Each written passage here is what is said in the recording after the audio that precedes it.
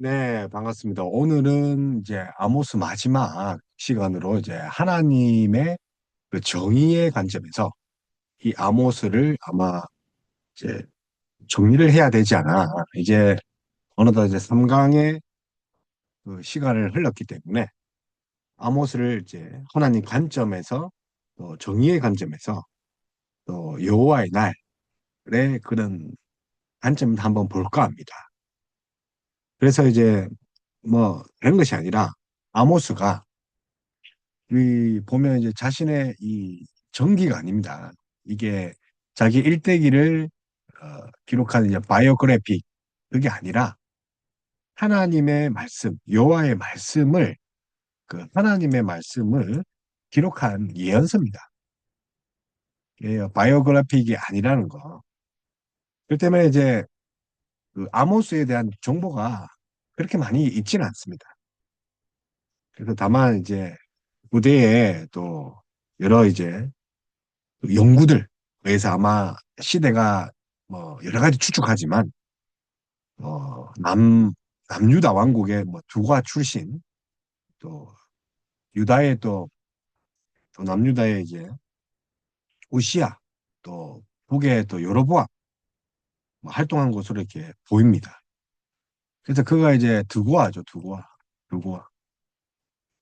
그래서 두고아 지역 이름을 이야기하는 거죠. 그래서 베들레헴으로부터 유다의 베들레헴 아시죠?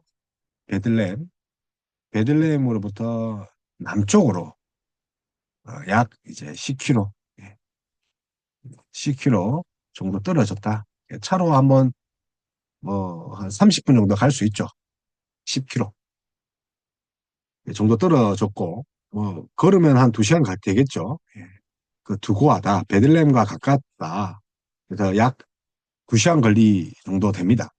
그래서 예루살렘으로부터 또 16km 또 거리에 있고 예루살렘으로부터 저 베들레헴으로부터는 10km, 또 예루살렘으로부터는 또 약간 좀 멀지만 16km 정도 떨어진 곳이 이제 두고아입니다. 그래서 이제 이 두고아가 이제 약간 좀 높은 산지에 이렇게 있다고 합니다. 그래서 해발고도 대략 800m, 805m를 하는데 아마 더위를 피해서 높은 지역에 도시가 형성되지 않았겠습니까? 그래서 산악지대입니다. 산악.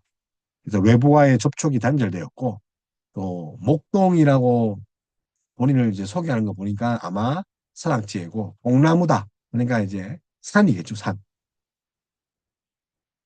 그래서 이제 아마 외부와 뭐 접촉이 단절되고 고립된 그런 지형이라기보다는 뭐 이제 이 도시가 이제 유다의 이제 르호보암, 남유다는 그 르호보암이죠. 북이스라엘은 여로보암이고. 그래서 이 솔로몬의 아들 르호보암 시대 때부터 유다 왕국의 중요한 요새 중에 하나로 보고 있습니다. 두고아가. 그래서 유다가 이제 나중에 이제 586에 멸망하잖아요. 그때까지 중요한 도시였단 말이에요. 역대하 11장에 나와 있고 또, 또 예레미야 6장에도 나와 있습니다. 그래서 역대하 하겠죠. 하가 이제 솔로몬 시대 이야기니까. 그죠? 그래서 11장에 나와 있고 그다음에 예레미야 6장에 두고아에 대해서 이렇게 나와 있다는 거죠. 그래서 이제 목자 출신이다. 그래서 우리 지난 시간 이야기한 것처럼 뭐 가난한 목자, 뽕나무 지배 이렇게 보면 안 된다. 노케이드라고 해서 대량의 또 뽕나무와 목축업을 한 부자라는 거죠. 그래서 선지자는 아니고 제사장도 아니다. 그리고 존경받는 직업을 가진 사람도 아니다. 그냥 수입이 많다 정도 되겠죠. 부유층이다. 그래서 전원적인 환경에서 생활하는 이 아모스의 이 목가, 그죠? 목자 배경이죠. 그래서 아모스에 사용되고 있는 그 여러 가지 뭐 수사법이라든지 또 탁월한 문체, 또 세계 정세 뭐 이런 강범위한 지식들은 결코 그가 돈만 버는 그런 무식한 자, 예. 졸부가 아니라는 걸 알 수 있죠. 그래서 평범한 목자를 넘어서는 것. 물론 이제 성령의 지혜지만, 자, 그래서 아마도 단순한 노동을 하는 목동이 아니라 농부 신분도 아니라 대량으로 사육하는 목축업, 또뭐 산림산업, 육립산업 정도 되겠죠.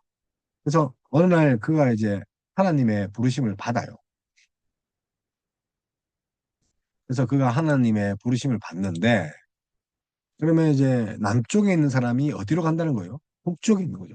여로보암 2세 때 가장 강력하고 또, 또 가장 또 무섭잖아요. 권력을 장악하고 있으니까. 그래서 베델 성소에서 담대한 선포를 하는 거죠. 어디를 대상으로요? 기드온 그 여로보암 2세 때 그 북쪽에 가서 기득권을 대상으로 하는 거죠. 그래서 그가 이제 우리 살펴본 것 같이 아모스 7장에 보면 나는 선지자가 아니며 선지자의 아들도 아니라 나는 목자요 옥나무를 재배하는 자로다. 그죠? 그래서 이때 단순한 로이 목자가 아니라 했죠. 예. 그래서 여호와께서 나를 데려다가 여호와께서 내게 이르기를 가서 내 백성 이스라엘에게 예언하라 하셨나니. 그래서 부르심을 받는 거죠. 그래서 최초의 이제 문서 예언자입니다. 문서 예언자. 그래서 주위 다른 사람들이 듣지 못하는 메시지를 듣고 그들이 볼 수 없는 광경을 보고 이제 문서 예언자 소명을 받는 거죠. 그래서 자기 생업과 목숨은 이제 그가 앞으로 해야 할 역할에 비하면 전혀 그에게 의미를 주지 못합니다. 그만큼 사명에 사로잡힌 자, 귀중한 사명으로 자부심이 강한 자, 목자, 뽕나무, 아마샤에게 너나 빌어먹고 사는 자지 나는 빌어먹고 살 그런 형편 아니야. 넉넉함에도 이거 다 버리고 그죠? 내가 하나님의 말씀을 전하는 거야. 그래서 아마샤 선견자 그죠? 선견자 선견자의 너는 유다 땅으로 도망하여 가서 거기에서나 떡을 먹으며 거기에서나 예언하고 다시는 베델에서 예언하지 말라라고 하잖아요. 그죠? 그런데 어떻게 합니까? 자신은 너와 다르다. 그 부르심에 대해서 이야기를 합니다. 그래서 당시에 이제 우리가 이제 잘 아는 것처럼 이 국제 정세가 그렇게 뭐 이렇게 안정적인 것이 아닙니다. 보시면 이제 번영과 타락이라는 그런 아주 급박하게 흘러가는 거죠. 아수르가 이제 약화되고 또 영토가 확장되고 또 경제적으로 무역이 또 호황 시대예요. 그래서 이제 필리핀 부익부, 빈부격차, 또 가난한 자의 착취, 권력의 형성 뿐만 아니라 이제 바알 신앙과 결합된 이기적인 또 기복 신앙이 난무했던 거죠. 그래서 유대의 이제 아마샤 유대왕 아마샤입니다. 이제 이스라엘의 이제 요아스 이제 아마샤와 요아스 어주어요. 아마샤. 그래서 이제 제 생각에는 이 북쪽의 그 제사장 저기 아모스에게 야 너나 너네 집에 가서 벌어 먹어라. 너의 나라나 가서 그 아마샤가 아마 쪽에 있는 왕의 이름을 따서 일부러 약화시킨 것 같아요. 제가 볼 땐 그런 것 같아요. 그래서 아마샤와 또 위쪽에는 또 요아스죠. 남북이 이제 아마샤와 요아스가 죽은 후에 우시아가 이제 유대왕으로 있습니다. 그리고 이제 여로보암이 또 이스라엘 왕으로 한 거죠. 우시아. 그래서 아마샤가 죽고 우시아가 이제 되죠. 우시아. 그리고 요아스가 죽고 이제 여로보암이죠. 여로보암이 이제 정권을 잡고 있는 그런 시기입니다. 그래서 주전 8세기 정도 되지 않을까. 그래서 여로보암 2세 통치하에서 유다는 우시아의 통치하에서 또 다윗과 솔로몬의 영광을 재현하던 그런 어떻게 보면 강력한 그 시대죠.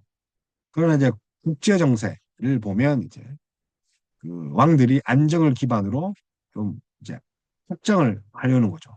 그래서 아수르의 그 아다드 미라리 3세의 침략 정책으로 오랫동안 이스라엘을 괴롭혀온 아람의 세력이 급히 약화됩니다.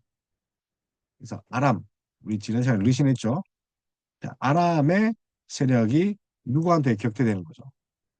아수르, 그죠? 아수르.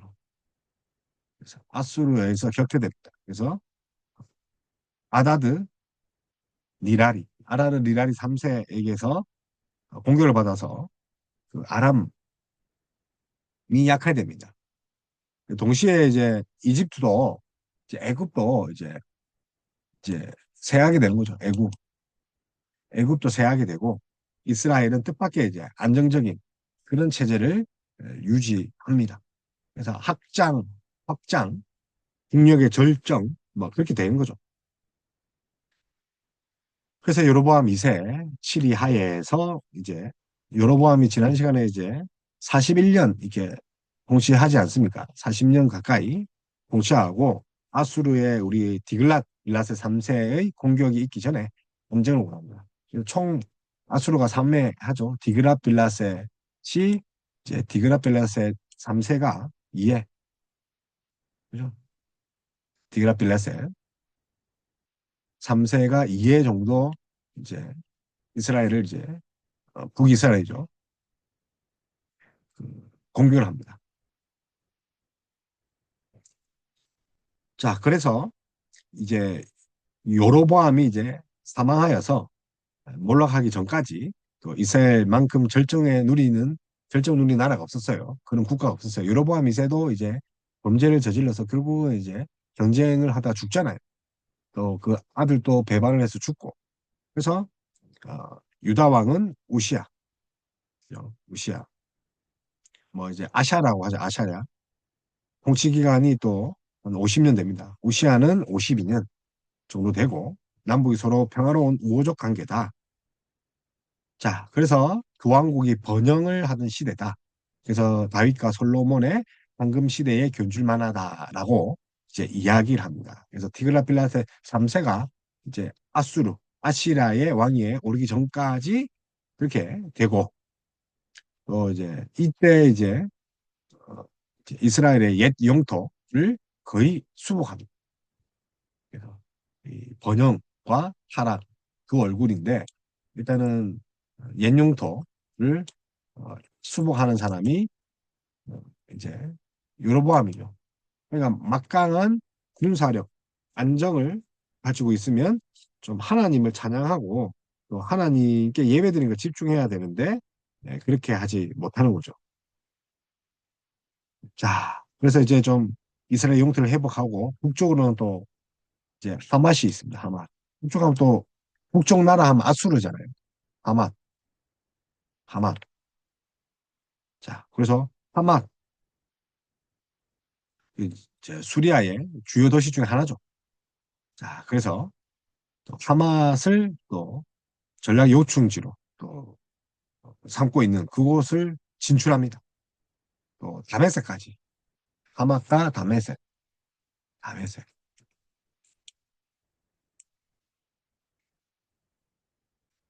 여기까지 진출하고 남쪽으로 가면 여기 이제 북쪽이라면 남쪽으로 가면 이제 어디까지 가냐면 이제 남쪽이 이제 아라바죠. 아라바. 사막 지역. 자, 아라바. 자, 애국까지는 가지 못하겠죠. 자, 아라바 있는 지역이 이제 사해잖아요. 그래서 사해를 포함한 유다 지방까지 그 세력을 이제 떨칩니다. 그래서 아라바 반도, 시리아, 소아시아 이게 많은 국제 모형을 하죠.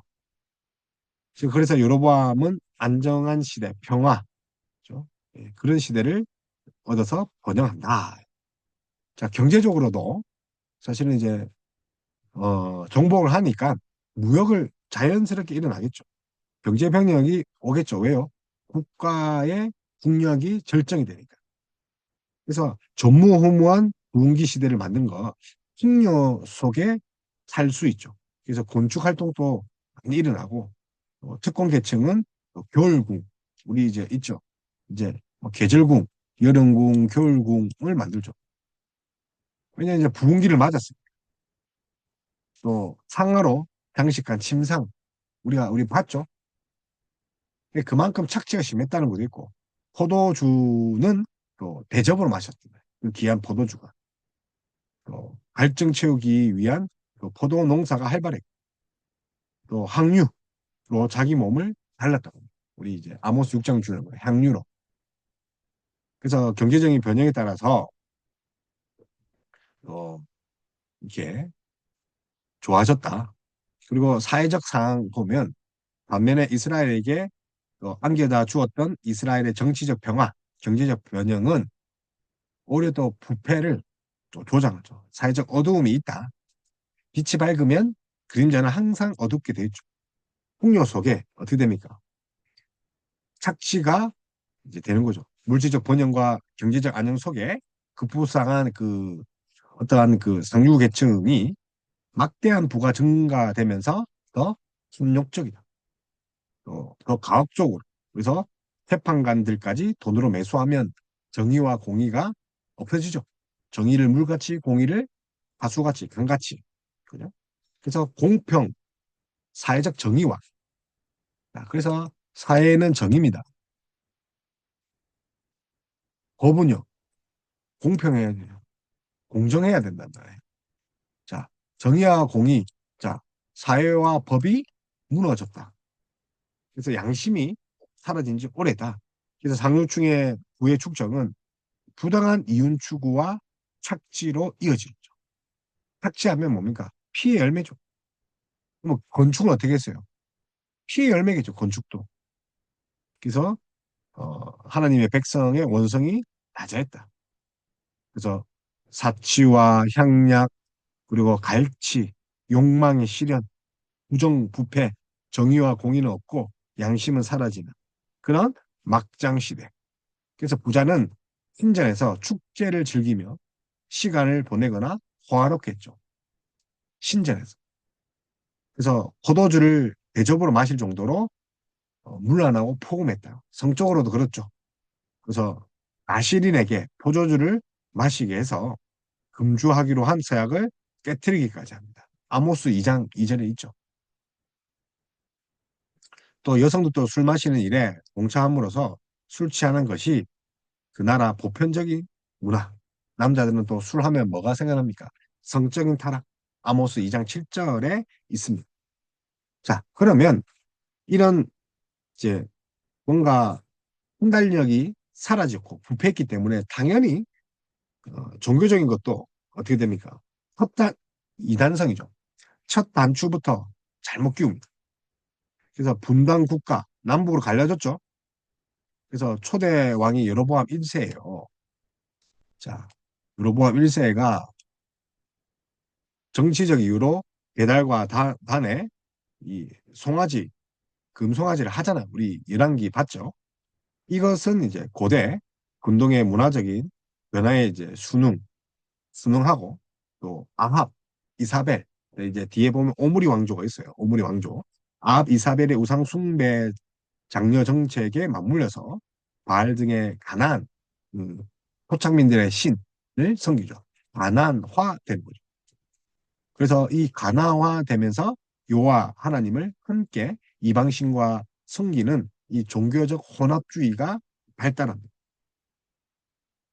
한때 이제 예후, 자, 엘리야에게 받은 엘리사가 예후에게 이제 기름을 붓죠. 대규모 신앙 개혁 운동을 또 했으나 또 100년 이상 뿌리 내려온 우상 숭배만큼은 근절하기 어려웠다.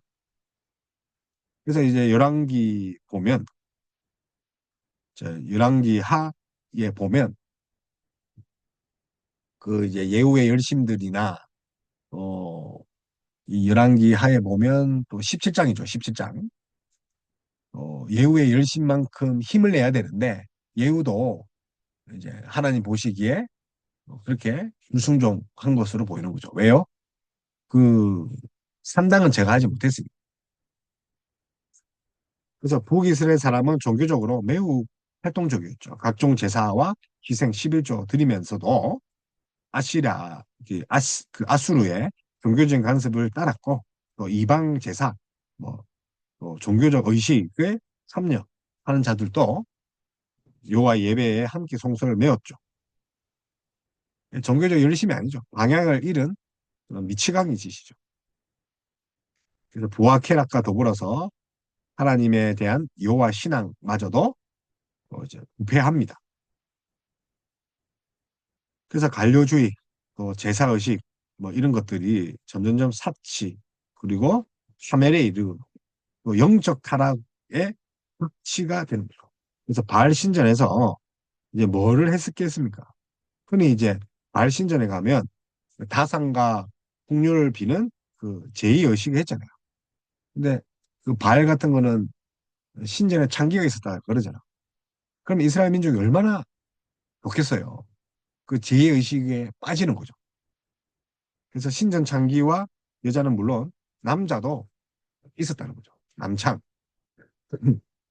그게 또 끊어지지 않고 이제 어디까지 가는 겁니다. 그 바울 시대에도 그런 게 있었잖아요. 그게 제2의식이 비록 많은 희생과 절기를 통해 이방신을 즐겁게 해주었지만 요와 하나님은 즐겁게 하지 못했다. 오히려 진노가 되었다. 그래서 빗나간 신앙이죠. 종교적 타락이죠. 정기적인 성소를 방문하지만 11조를 하지만 그들이 어디 갔다 오는 거예요? 마을에서 신전 창기와 놀다가 온 거예요. 왜? 하나님한테 벌 안 받으려고. 결국은 방향이 잘못됐죠. 양심이, 종교적 양심이라는 건 없는 거죠. 도덕과 윤리가 타락된 거죠. 오로지 자기를 위해서. 나르시즘. 하나님 뜻이 아닌 나의 복을 위해서. 그래서 하나님께서 혐오하시고 고보하신 예배가 됐죠. 그 예배가 말라기도 성전문을 닫았으면 좋겠다고 하신, 이 얼마나 이제 안타까운 이야기입니다. 결국은 이제 요의 날, 그죠? 심판의 날 이제 오겠죠. 그래서 이제 그 아모스 절반 가량이 이제 물론 이제 이스라엘 유다에 대한 심판이지만 절반 가량이 이제 이방 나라에 대한 그런 예언이에요, 말씀이에요. 그래서 5가지 한상도 그런 거고, 그래서 절반 이상이 신탁과 그, 그 환상으로 이루어져 있습니다. 그래서 어떻게 보면 물론 이제 이스라엘을 향한 말이기도 하지만 이스라엘을 통해서, 그러니까 이방 나라를 통해서 이스라엘을 바라보게 하신 거죠. 환상을 통해서 지금의 적금의 시대를 바라보게 하신 거죠. 그래서 이제 1, 2장 남의 이야기를 하는 것이지만 1, 2장이 남의 나라, 그러니까 열방에 대한 신탁이지만 결국은 이 열방을 통해서 뭘 깨달은 거죠. 이 지난 시간 열방에 대한 그 죄들이 그 시내산에 있는 그 십계명, 그리고 이제 교주에 관련된 신명기나 레위기나 또 보면 민수기도 보면 이 저주에 관한 것들이 있죠. 항목들과 위배됨이 이제 이방 나라의 이런 악한 죄들이라고 했잖아요. 그걸 통해서 뭘 바라봐는 거죠? 이스라엘 민족은 열방에 대한 그 아모스의 그런 그 예언들을 자기 것으로 삼아야 됩니다. 그래서 이제 예레미야서나 뭐 이사야서, 에스겔, 그 대선지서의 열방에 대한 대규모에 대한 그런 예언들과 함께 하고 있다. 그래서 이제 1, 2절에 그렇게 이제 하나님이 이방에 대한 이야기를 하실 뿐만 아니라 또 이방에 대한 심판도 이야기를 하시죠. 심판. 그래서 4장부터 제가 이야기를 했죠. 4, 5, 6. 그죠? 예. 원래 3장도 들어가지만 주로 이제 심판에 대한 이야기입니다. 심판. 그리고 이제 7장부터 이제 마지막 이제 회개를 촉구하는 거죠. 회개를 촉구하고 여기 심판이고 회개를 촉구하면 뭐가 있다는 거죠? 구원이 있다는 거죠. 그래서 9장에 구원이 있는데 결국은 하나님이 원하신 거는 구원이다. 예, 구원이다. 그래서 아모스 여러 가지 뭐 하나님 말씀을 전달하기 위해서 지규, 은유, 뭐 잠언적 표현, 뭐 풍자, 뭐 이런 것들 많이 사용해서 아주 이제 언어유희나 이제 고급적인 표현이 많아요. 그러니까 아모스가 물론 하나님의 지혜를 받았지만 그 시장 잡배가 아니란 겁니다. 그래서 구강국에 대한 하나님의 심판 선포 또 이상으로 또 읽으면 또 어떻게 됩니까? 또 전 우주적인 하나님의 주권을 배경으로 심판을 말할 수 있는 거죠. 그래서 열방에 대한 심판.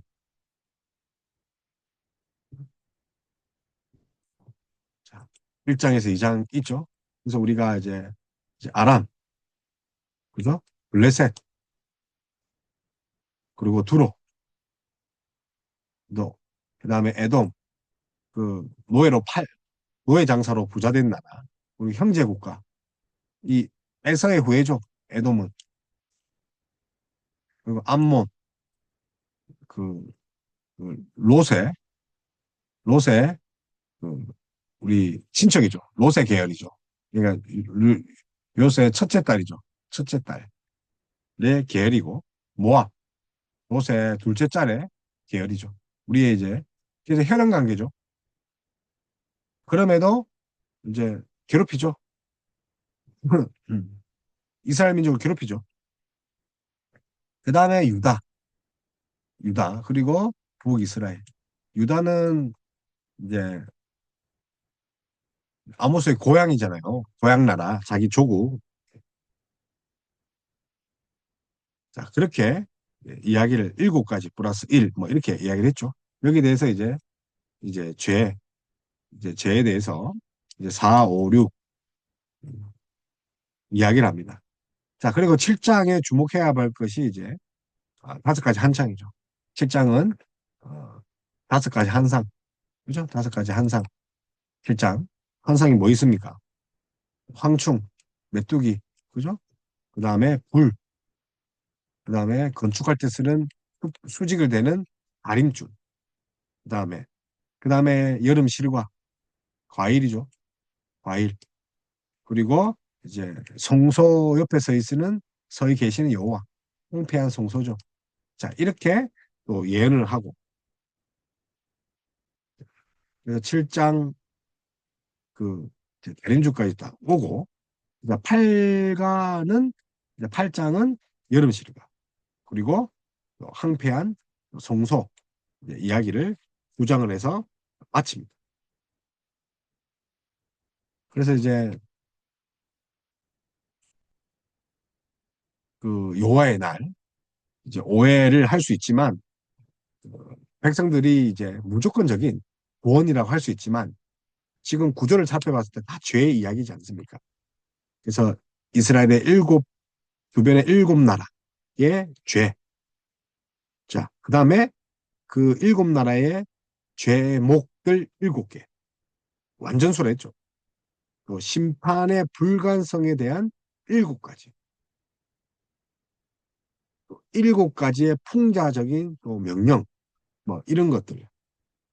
또 7가지의 항상, 뭐 이런 걸 봤을 때,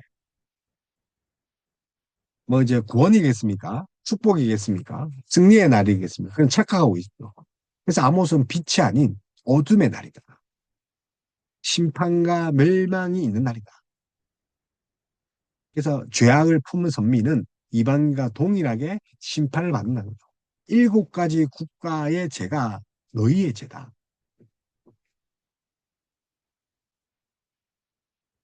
그래서 뭐 여러 가지 그 구조상으로 보면 우리가 이제 대차 대조법 혹은 대차 대구법이라 해서 여호와의 날과 하나님의 정의 뭐 이런 것들을 드러내는 거죠. 그래서 하나님과의 특별한 관계를 남용하고 있음을 책망하고 있죠. 하나님의 특별한 관계. 그래서 하나님과의 뭐 자기가 빽이 있다는 거죠. 하나님과의 관계를 어떻게 합니까? 남용하는 거죠. 그죠? 제정신이 아니죠. 그래서 승리할 거다. 축복할 거다. 이스라엘 권력층에 속한 그 북쪽에 있는 수도 사마리아 여인들을 향하여 있는 거죠. 그리고 또 이스라엘 족속에게 선언한 심판에 대한 애가가 함께 있고, 그리고 하이습전적 슬프도다. 뭐 이렇게 완고한 이스라엘에 대한 그 탄식이 이어집니다. 그래서 끝에는 회개하고 선을 구하면 남은 자에게 주시는 구원이 있다는 거죠. 이 남은 자는 진짜 신실한 자, 하나님이 끝까지 그들을 포기하지 않으시는 것을 볼 수 있는 남은 자. 그래서 그 이스라엘 민족이 기다리는 여호와의 날을 먼저 제시하고 그 기다림의 모순을 설명하기 위해서 또 이렇게 단락들을 구성하고 있는 거죠. 그래서 너희가 바라는 그런 구원이 아니라 사실 뭐가 되는 거죠? 심판의 날입니다. 여호와의 날과 여호와의 정의를 이해해야 되는 거죠. 그래서 여호와의 날이 뭐 우리가 생각하는 그런 화려하고 빛의 구원의 날이 아니라 구원의 관념이 아니고 또 외부적인 원수의 압박에서 건짐을 받는 것이 아니라는 거죠. 그래서 우리가 잘 아는 그 뭐 외부적인 그런 외세에 의한 구원, 내부적으로 보면 사회적 그 불행, 그 정의가 회복되는 걸 말하지만 아모스는 물질적 번영과 또 주위 나라의 약세를 기회로 얻은 정치적 안정에 편성하여서 잔뜩 이제 교만한, 자 여로보암 2세가 이제 애굽이 또, 또 아람이 또 찾아지는 거죠. 예. 그래서 아람 군대가 사실은 서들어올라 했잖아요. 우리 그 역대기나 이런 게 보면. 근데 그게 아람이 없어졌단 말이에요. 르신이. 결국 벌을 받죠. 아수르에 의해서. 죽죠. 패망하죠. 그래서 급부상 그 이제 주변 국가의 약세로 인해서 이제 번영을 누리지만 도덕적 감각적으로 이제 살아가는 거죠. 그래서 여호와의 날은 이스라엘의 전통적인 그런 구원의 날과는 차이가 있는 거죠. 그래서 저주와 멸망의 선언이 회복과 사랑의 징벌이라는 내용을 관가한 채 아모스를 단지 멸망의 선지라는 그 이미지만 갖도록 부각시키는 도구로 사용하고 있죠. 그래서 엄청나게 힘들었던 사역입니다. 멸망의 선지자. 원래는 이제 회복과 사랑인데, 그래서 이제 일반적인 그 노아의 날, 대체로 뭐 신의 전쟁을 나타내는 섬뜩한 분위기로 이제 하죠. 예. 그 일반적인 개념이잖아요. 그러나 이제 노아의 날, 우리 아모스는 심판의 날, 종말의 날, 뭐 그렇게 볼 수 있습니다.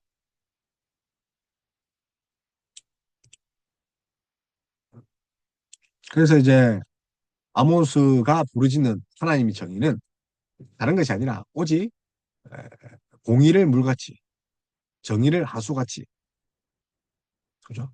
하수같이. 그래서 정의라는 것은 단순한 재판의 공정을 넘어선 약자를 향한 그런 국률과 보호입니다. 오히려 이제 공의가 법적인 거죠. 그래서 정의라는 것은 다른 것이 아니라 이제 이 사회적 측면이죠. 약한 자를. 그래서 예배 본질을 보면 일상에서의 공의 실천이 없는 예배는 껍데기다. 그래서 특권의식을 버리는 거죠. 그래서 여호와의 날이란 말은 아모스 선지자에 의하면 처음으로 이스라엘 백성에게 전하여졌는데, 그럼에도 불구하고 아모스는 그들이 알고 있는 여호와의 날에 대한 그릇된 이해를 지적합니다. 그래서 아모스가 말하는 여호와의 날이 이미 여러 가지 방법으로 이스라엘 백성에게 전달되어서 아모스 시대의 하나의 호환, 그런 교조적 또 확신으로 존재하고 있습니다. 그래서 요하의 날, 기대와 희망, 그 고대 이스라엘의 통속정 종말론으로부터 왔지만 결국은 아니라는 거죠. 아니다. 예.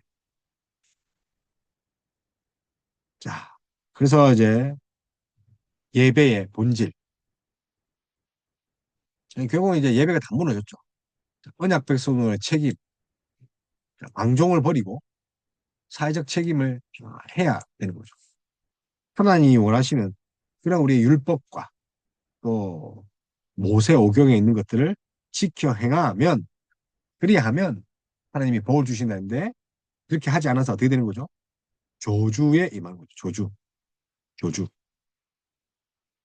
그래서 이제 많은 이제 선지자들이, 그리고 이제 많은 그 선지자들이 이제 여호와의 날, 사실은 종말에 대해서 이야기를 했잖아요. 종말에 대해서 이야기를 했단 말이에요. 그래서 이제 끝날, 뭐 마지막 날, 뭐 마지막 처벌, 그런 개념으로 사용했죠. 그래서 범죄한 모든 인류가 뭐 이게 홍수로 이제 말미암아 심판받은 날이지만, 하나님부터 은혜를 입는 노아와 그의 가족 구원의 날, 그래서 심판과 구원을 받지만, 또 이제 그렇게 이스라엘 민족들은 이제 전통적으로 그렇게 보아왔지만, 근데 선지자들은 이런 또 여호와의 날, 이런 것들을 역사적 또 이스라엘의 구원의 날, 또 원수들에게 심판의 날, 또 이스라엘 사람들에게 경고의 날, 그렇게 전달했죠. 제가 왜 이런 말을 계속하냐면, 이 여호와 날이 모든 민족의 심판과 구원과 회복이 포함되어 있다는 거예요. 그러니까 이스라엘 민족이 잘못함으로써 모든 나라가 벌을 받는 거예요. 그래서 일곱 나라는, 사실은 그 팔레스타인 일곱 나라는 이제 전 나라죠. 누구 때문에 받은 거예요? 유다와 이스라엘.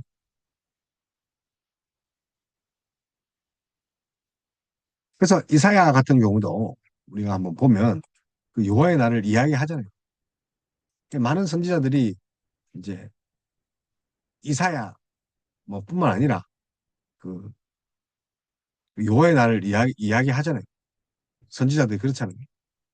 그럼 이사야에 보면 이 여호와의 날 같은 경우는, 이사야가 이제 유다, 남유다 왕국과 또 다른 이방 나라들, 특히 이제 바벨론을 위시한 나라들에 대한 심판에 대한 많잖아요.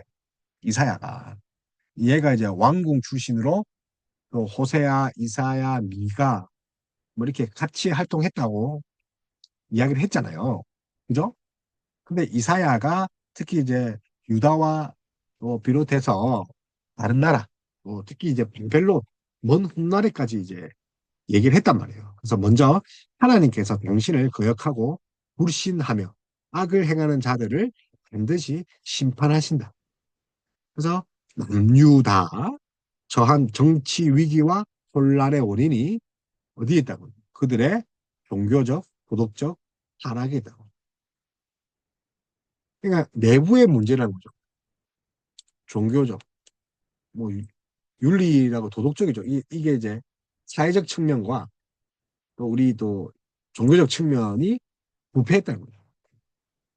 그래서 남유다가 당연한 위기에서 구원을 얻기 위해서 신속한 해결을 이제 원하는 거죠. 거룩성을, 회복을 일깨우죠. 그래서 여호와의 신앙을 다시 또 이제 회복하는 거죠.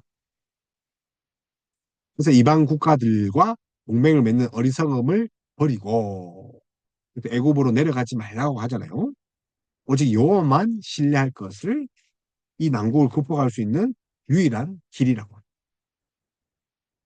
이방이 아니라 이제 오직 하나님만 섬기고 의탁해야 된다. 그죠? 그래서 아모스도 마찬가지겠죠. 왜냐하면 이제 이 여호와의 날이, 사실 뭐 여호와의 날이 아모스만 한 것이 아니라 모든 선지자들뿐만 아니라 그 노아의 홍수 때부터 그러니까 이 모세 오경 때 시절에도 그 요하의 날이 구원의 날이라고 알았기 때문에 그래서 아모스 역시도 여호와의 날이 빛이 아니라 어둠의 날이라고 선언하고 또 인간의 오만과 또 자만, 자족의 상징인 또 은과 금, 또 김대야, 병거, 뭐 요새, 뭐 또 먼 지방을 향해서 그 향해하는 또 화려한 상선, 뭐 이런 것들이 심판의 날이다. 심판의 날이다. 그런 이야기를 이제 볼 수 있는 거죠. 그래서 이사야는 포도원의 이제 비유, 이 아시죠? 이사야의 이제 5장에 보면 그, 이제 그 이제 포도원의 비유를 봐도 이제 심판의 임박감 이야기를 합니다. 그래서 이사야가 그 백성들의 죄를 이들에게 확실히 알게 하는 6개의 이제 화가 뒤따른다고 이제 말하고 있는 거죠. 그래서 이사야 6장, 이사야의 위임받은 소명과 올리게 멸망을 예고하고 있죠. 여호와의 날, 그 날에 멸망, 화 있을진저 이렇게 하잖아요. 그죠? 그래서 결론적으로 이제 결론적으로 이제 이사야 여호와의 날, 이 마지막 그 때, 이 중심으로 하나님의 심판이 이스라엘과 또 이 다른 그 나라들, 만민들, 막론하고 모든 그 죄를 저지르고 악한 자들에게 임하는 이다. 재앙의 날이다. 그러니까 전 우주적 차원으로 볼 수 있다고 했죠. 그래서 이사야는 그 하나님의 심판이 갖는 그 진노와 분노 측면을 강조하고 있는 거죠. 그래서 악한 자들에게 멸망의 날이 무슨 날이에요? 여호와의 날. 그래서 죄악에 대한 심판에 불구하고 이사야는 하나님은 당시에 언약을 믿고 그의 말씀에 순종하는 경건한 남은 자, 리멘트, 남은 자를 통해 당신의 언약을 반드시 이루신다. 그러니까 소선지서에 해당하는 그 아모스 역시도 남은 자 이야기를 하죠.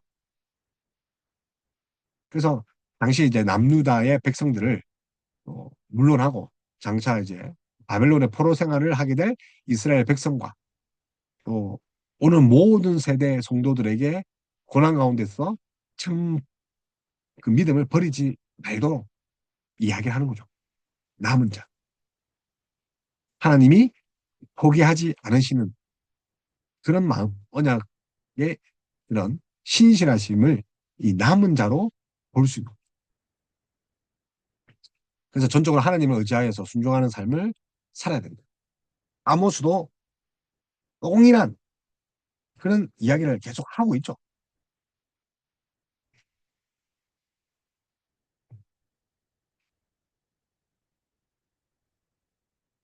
그죠? 계속 하고 있죠. 그래서 다시 공유를 한번 걸어보면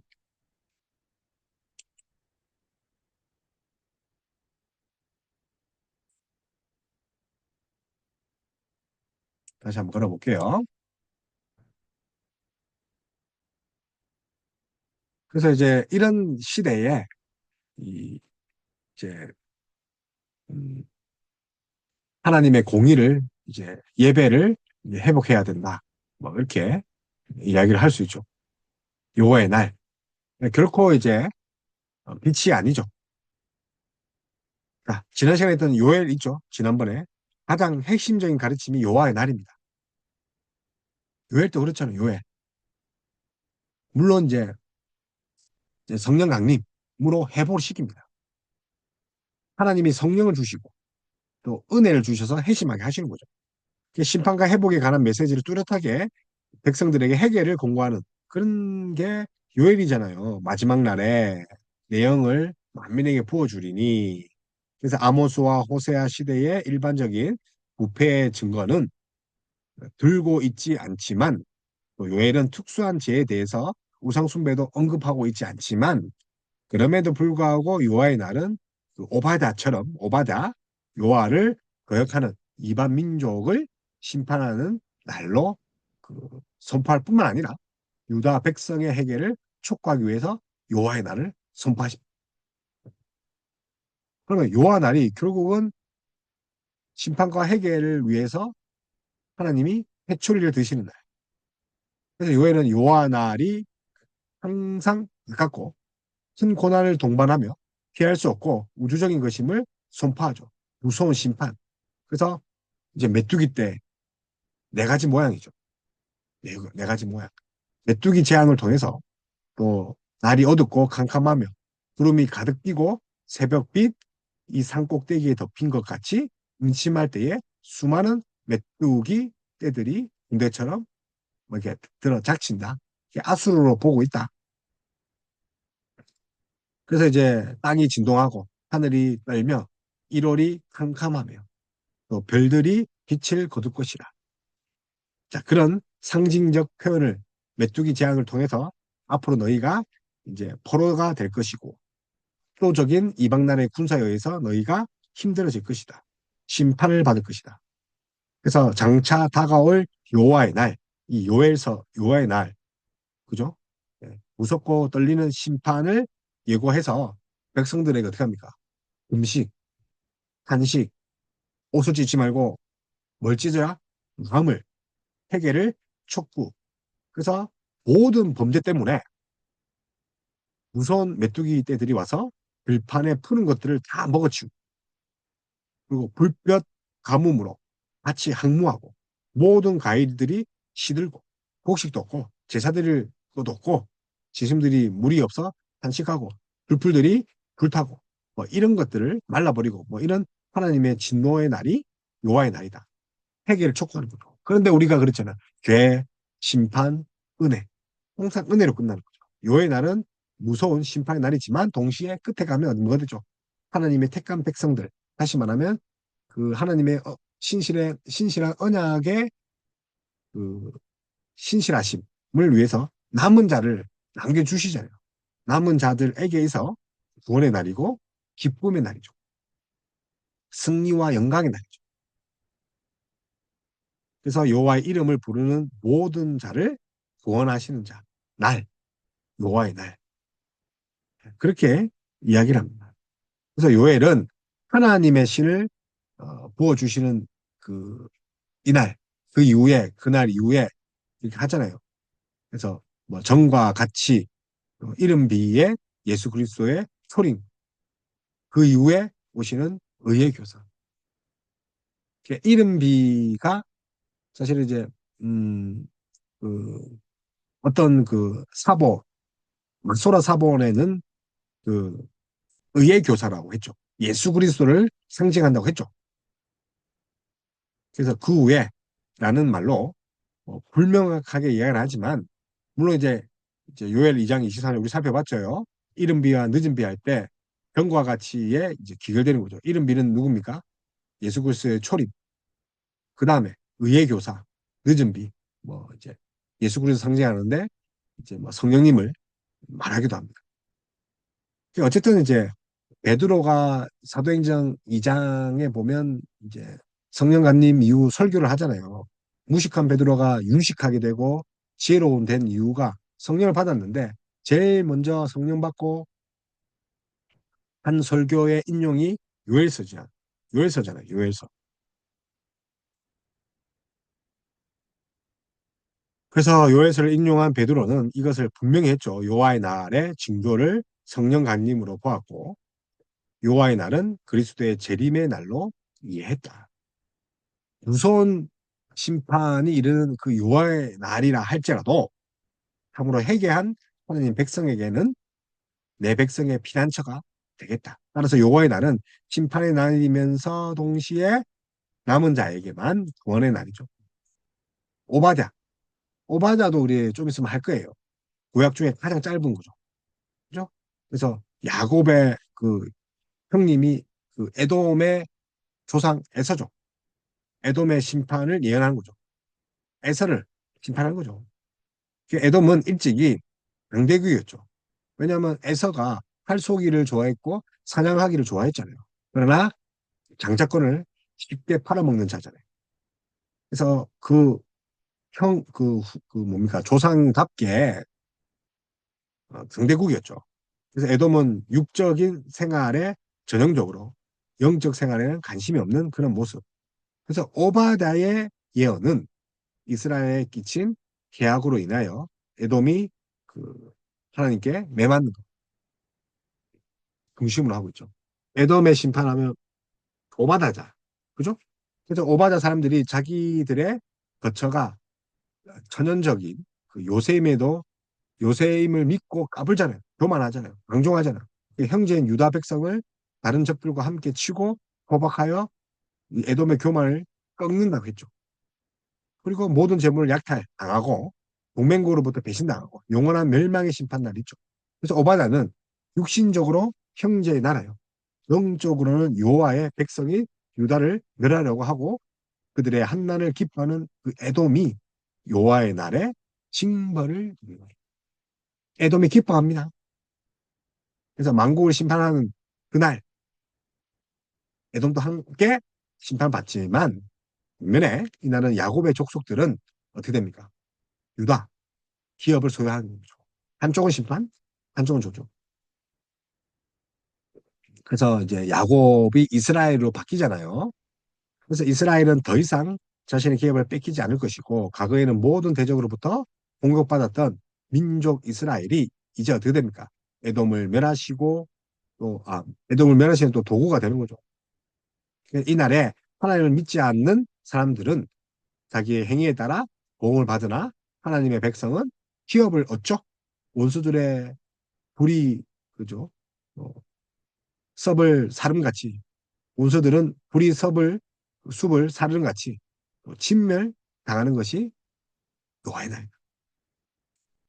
형벌과 멸망. 반면 하나님을 믿는 자, 그죠? 어떻게 됩니까? 구원의 날. 그래서 시온산에 피할 자가 있다. 남은 자. 미가도 마찬가지죠. 미가. 미가는 이제 아수르가 시리아와 팔레스타인을 지배했던 그런 모레셋 출신의 미가죠. 모레셋. 그래서 사마리아가 몰락하기 시작한 그런 북이스라엘이 몰락한 시장 그 8세기 후반에 활동했다. 그래서 그 이사야와 같은 시대를 했죠. 호세아, 미가, 이사야. 그래서 이제 미가를 다른 말로 이제 소이사야서라고 불릴 만큼 미가는 이사야의 선지자 사역과 비슷하다고요. 여호와의 날. 같은 시대에 했으니까. 같은 말씀 들었겠죠. 그러나 이제 좀 다른 거는 이사야는 여호와의 날을 했지만 미가는 그냥 오래된 사람인데 그날이래서 그날. 그날에는 그래서 북이스라엘과 남유다에 대해 심판하실 그 심판주 하나님의 절대성과 거룩성을 선언합니다. 그리고 나서 차례대로 이제 북이스라엘, 남유다 멸망을 예언하는 거죠. 그래서 722, 586. 그래서 남북 그 이스라엘 전체의 멸망, 표할 수밖에 없는 그런 이유를 종교적, 도덕적, 사회적 공의와 정의 타락, 그리고 심판받은 그 나라들, 약한 행위에 그 하나님이 벌을 내릴 수밖에 없는 그 일을 또 이야기를 하죠. 그래서 책망을 하고, 책망하면 어떻게 됩니까? 당연히 이제 회개해야 되겠죠. 그래서 이스라엘의 파멸의 내적인 근거가 잘못된 종교적 확신, 또 여호와가 그들과 함께 함으로 다가오는 불행이죠. 하나님은 좋은 하나님이다. 그런데 성전에서 창기와 뒤놀고 예배하는 거 봐요. 그게 좋은 하나님입니까? 그래서 미가는 하나님의 요구는 오직 정의를 행하며 인자를 사랑하며, 자, 정의를 행하며 인자를 사랑하며 하나님 앞에 겸손히 행하는 자. 미가 6장 8절이에요. 그래서 정의를 물같이 공의를 하소같이. 있다는 거죠.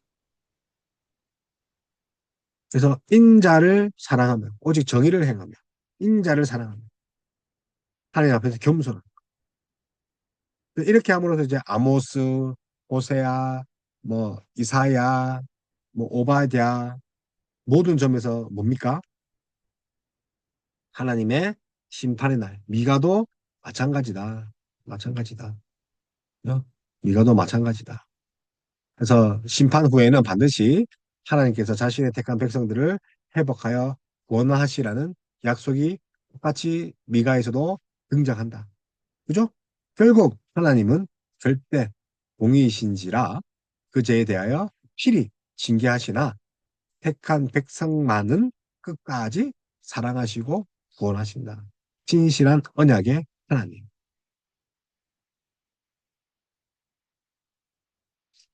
그래서 미가 선지자는 8세기에 팽배한 잘못된 선택 의식 속에서 자신은 이제 선민사상이죠.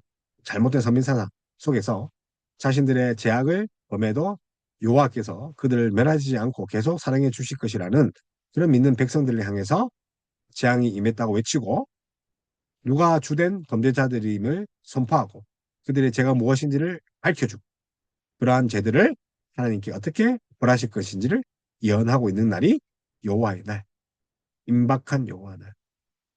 그래서 스바냐도 또 있어요. 스바냐. 스바냐도 있더라고요. 여호와의 날.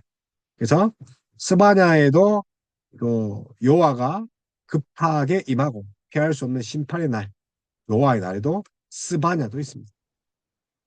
그 여호와가 급박하게 임하고 피할 수 없는 심판의 날에 모든 나라를 정벌하신다. 스바냐 3장 이렇게 보면 스바냐 예언 가운데 여호와의 날이 있죠. 여호와 날이 가까웠으니 여호와 앞에서 잠잠할지어다. 그래서 임박한 심판, 조용히 겸손하게 순종하고 그 심판을 받는 거죠. 가깝고 심이 빠른 여호와의 날을 받는 거죠. 큰 날, 뭐 이런 표현들이 있습니다. 자, 학계에도 동일한 그런 심판의 날이 있습니다. 결국은 단순한 재판, 공정이 아니라 하나님이 그 하나님 나라를 보호하는 그리고 하나님 백성들을 다시 돌아오게 하는 그 쏘였죠. 그래서 경제적 성장 이면에 빈부격차, 이기주의, 향락, 사회적 책임을 저버린 그런 종교와 교회 형상들. 오늘날 시대와 똑같다는 거죠. 그래서 기복신앙을 탈피하고 공의 하나님을 바로 알고 또 삶이 곧 예배가 되는 거죠. 예배당 안에서 제사, 예배를 넘어 일상 속에서 정의를 실천.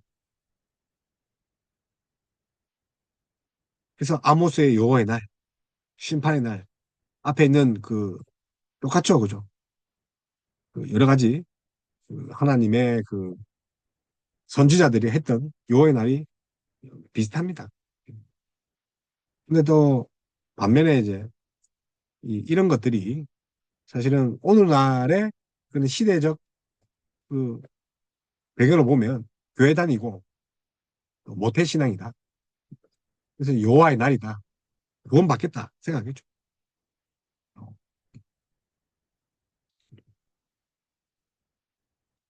그래서 이제 구약에는 이런 이 정의, 공의, 뭐 이렇게 하나님의 정의였죠. 하나님의 백성이 하나님의 정의를 지키고 따라야 하는 것은 당연했죠. 하나님을 두려워하지 않으면 하나님의 정의를 더 이상 사회 정의가 될 수 없는 거예요. 강한 자와 약한 자, 억울함이 흐르고 있는 그 사회는 하나님의 정의가 무너졌다는 거예요. 하나님의 정의가 곧 사회 정의였다고. 근데 이제 기복신앙으로 가니까 정의가 필요하겠습니까? 그러니까 사회적인 부패가 일어나는 거죠. 그리고 사회적 부패는 뭘 잘못했다는 거죠? 하나님을 섬김에 있어서 실패했다는 거죠.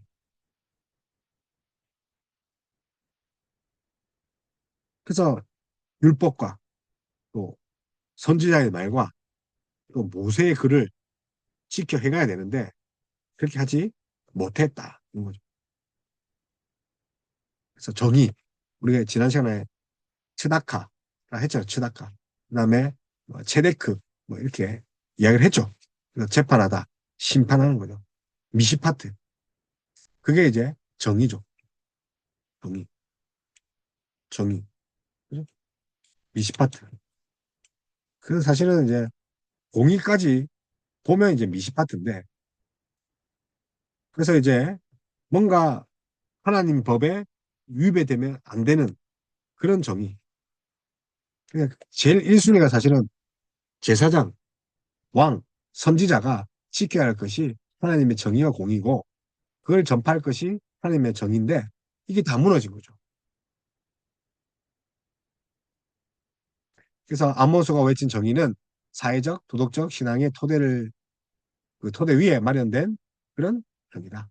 그래서 인간의 범죄에 대한 질책 차원에서가 아니라 그 아모스가 이해한 하나님의 사성으로부터 출발한 거죠. 하나님의 말씀으로 출발한 거죠. 그래서 윤리가 아니라, 공동체 윤리가 비롯된 것이 아니라 뭐라고요? 하나님의 정의. 그래서 우리의 삶의 토대의 근본으로부터 흔들고 있는 것이 결국은 그 하나님의 그 정의가 먼저다. 그래서 여호와의 종들인 나시린과 선지자들은 여호와의 말씀을 거역하는 행위들을 멈춰야 되는 거죠.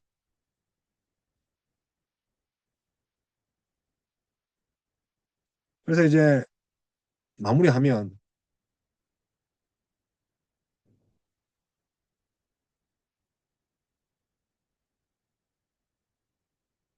마무리하면 불의한 세상 속에서 타협하지 않고 진리를 외치는 그리스도인이 되어야 되는 거죠.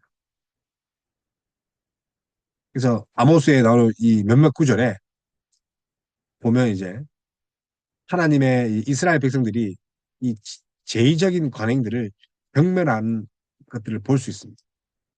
그러나 아모스는 예배 의식을 전적으로 부정하는 것은 또 아니지만, 또 아모스는 하나님이 이스라엘 예배를 기법하지 않는다는, 뭐 이제 예배 의식을 부정하는 것은 아니지만 이게 없어야 된다는 것이 아니라 하나님이 결국은 제사와 예배를 기뻐하지 않는다라고 그런 표현들이 있습니다. 왜 그렇습니까? 예배 드리는 사람의 생활이 불의로 추측이 됩니다. 정의를 행하지 않는 자들이 예배를 드립니다. 삶이 곧 예배라는 거예요.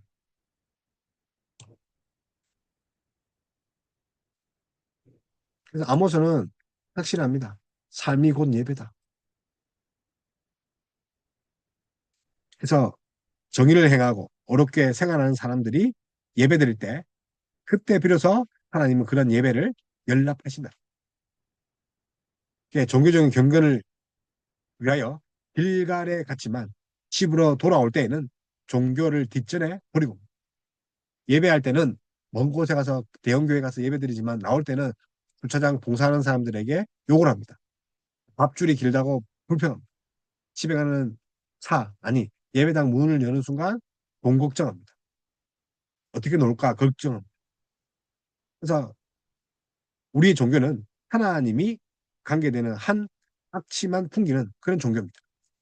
온갖 불의함과 피로 더럽혀진 손으로 성전에 예배드리고 다시 성전 밖에서 검은 제약을 반복하는 그런 아모스 때와 똑같습니다.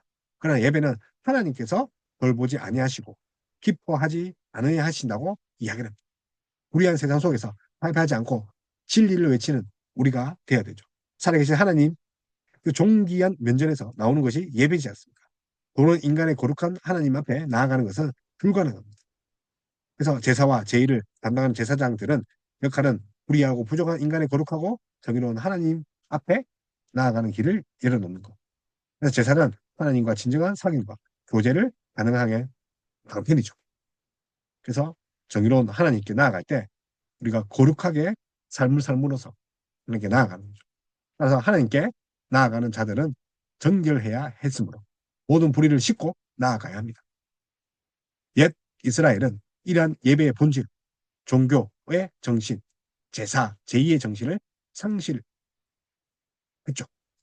이스라엘은 하나님을 고위에서 끌어내리고 하나님을 지위를 자신의 욕망을 실현시키는데 신효로 전략했죠. 매 절기마다 버리는 그 제의가 하나님의 임재하에 백성에게 법과 정의를 공개되는 거룩한 제사로 보이게 할 뿐이지 진정한 예배는 없었죠.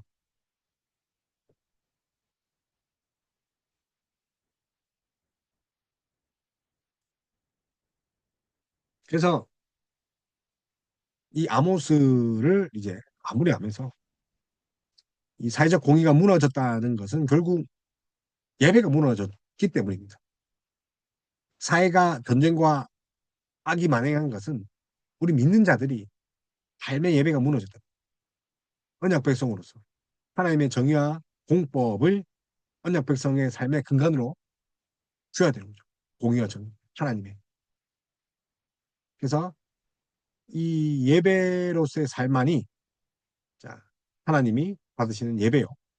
어, 그리스도인이 행하는 삶의 예배가 진정한 그리스도인의 그런 모습이라는 것을 또 아모스가 이야기를 합니다.